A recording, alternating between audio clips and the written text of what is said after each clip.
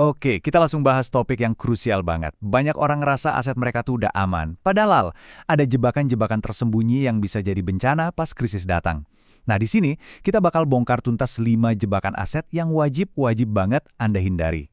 Gini loh, resesi itu bukan soal kalau terjadi, tapi kapan terjadi. Ini tuh udah kayak siklus alam ekonomi yang pasti dateng. Dan dampaknya, wah, ini kena ke semua orang loh. Bukan cuma para sultan, tapi ya kita semua. Dari yang paling atas sampai yang paling bawah. Dan bahaya utamanya itu bukan resesinya loh. Bukan. Bahaya paling gedenya itu adalah pas uang Anda nyangkut di tempat yang salah. Jadi kuncinya buat selamat atau bahkan untung pas resesi itu bukan punya duit paling banyak. Sama sekali bukan. Kuncinya itu satu, pastiin duit Anda nggak salah parkir. Ngerti di mana ranjau-ranjaunya, itu langkah pertama buat ngamanin harta Anda. Oke, jebakan nomor 1. Ini yang paling umum, paling sering kejadian. Namanya judi spekulator. Intinya, ini adalah aset-aset yang isinya cuma katanya-katanya doang. Cuma sensasi, tapi dalemannya kopong. Dan percaya deh, ini jebakan yang paling banyak makan korban pas pasar lagi ngonjang-ganjing. Nah, bedanya apa sih investor sama spekulator? Gampangnya gini, investor itu fokus ke kesehatan perusahaannya. Fundamentalnya gimana, profitnya ada apa enggak, jangka panjang. Tapi spekulator, mereka bodo amat. Yang penting harga naik cepat, cuan terus kabur. Masalahnya, banyak banget orang yang masih nyampur adukin dua hal ini. Ngiranya lagi investasi, padahal lagi judi. Contohnya apa aja? Ya ini dia, saham-saham gorengan yang tiap tahun rugi terus, perusahaan yang valuasinya udah ke langit ketujuh, tapi arus kasnya minus. Atau bisnis-bisnis yang modelnya cuma cerita keren doang, tapi fundamentalnya nol besar.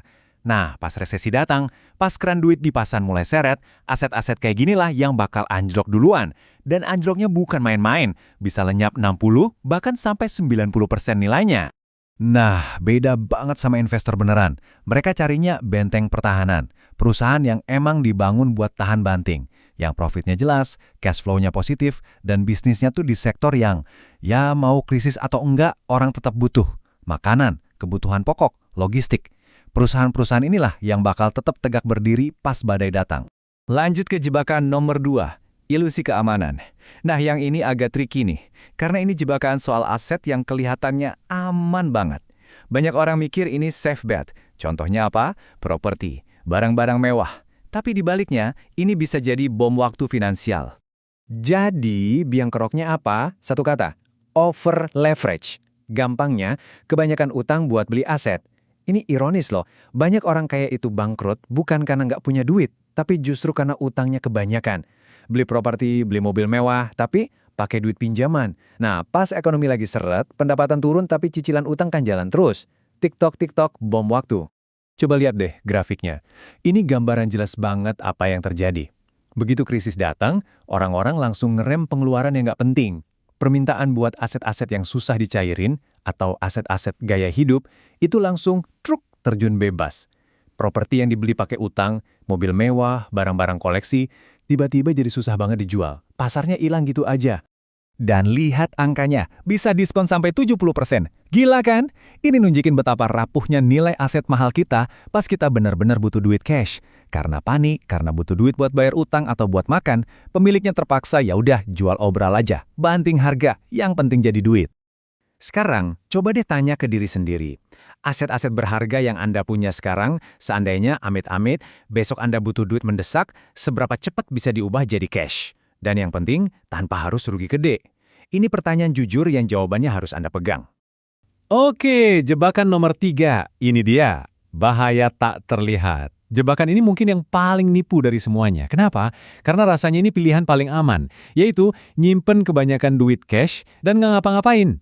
Jebakan paling umum dan paling mematikan? Justru diem aja, nggak ngapa-ngapain. Duit yang cuma ngendon di rekening bank itu emang kelihatannya aman. Tapi sebenarnya nilainya itu digrogoti pelan-pelan sama musuh tak terlihat. Jadi itu bukan aset, itu kerugian yang pasti terjadi. Gimana cara kerjanya? Simpelnya gini, ada yang namanya inflasi. Anggap aja ini pajak siluman yang diam-diam makanin duit kita. Contoh ya, Anda punya 100 juta di tabungan. Terus inflasi tahun itu katakanlah 3%. Artinya, kekuatan beli duit Anda itu berkurang 3 juta. Nah, bank mungkin ngasih bunga 1% berarti Anda dapat 1 juta.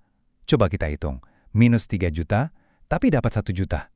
Hasilnya, Anda tetap rugi bersih 2 juta. Daya beli Anda turun padahal nggak ngapa-ngapain. Terus gimana dong solusinya? Tenang, ini strateginya. 3 langkah simpel. 1. Bangun dulu dana darurat. Ini wajib. Cukup buat biaya hidup, idealnya sih 1-2 tahun. Aman. 2. Sisa duitnya jangan didiemin. Puter, investasikan ke aset-aset yang produktif, yang bisa ngasilin duit. Dan yang ketiga, ini penting, selalu sisain peluru kering. Apa itu? Cadangan cash buat nembak pas ada kesempatan. Pas krisis, banyak aset bagus diobral, nah disitulah peluru Anda berguna. Oke, 3 jebakan utama udah kita bahas. Mungkin kedengarannya serem ya. Tapi, sekarang waktunya kita ganti kacamata. Kita ubah cara pandang. Karena gini, buat orang yang siap, resesi itu bukan kiamat. Justru sebaliknya, resesi adalah momen di mana kesempatan terbesar buat jadi kaya raya itu muncul. Dan quote ini benar-benar ngena banget. Yang bisa selamat dari krisis itu bukan yang paling pinter atau paling nekat, tapi mereka yang nafasnya paling panjang. Maksudnya apa? Yaitu tadi, daya tahan finansial. Punya bekal yang cukup buat bertahan lebih lama dari masalahnya. Itu kuncinya. Jadi gimana sih pola pikir penyintas itu? Pertama, utamain fleksibilitas dan likuiditas. Pegang aset yang gampang dicairin kapan aja tanpa perlu banting harga. Kedua, disiplin. Jangan ikutan panik, jangan tergoda spekulasi aneh-aneh. Fokus ke fundamental. Ketiga, fokus ke arus kas bukan cuma kenaikan harga. Dan yang terakhir, ini yang paling penting, lihat krisis sebagai pesta diskon. Ini waktunya belanja aset-aset bagus dengan harga miring. Resesi itu pasti datang, dan itu bakal menciptakan banyak sekali peluang. Pertanyaannya sekarang bukan lagi kapan, tapi apakah Anda siap untuk merebut peluang itu? Karena bagi yang siap, ini bukan ancaman, ini adalah kesempatan sekali seumur hidup. Jadi gimana? Udah siap?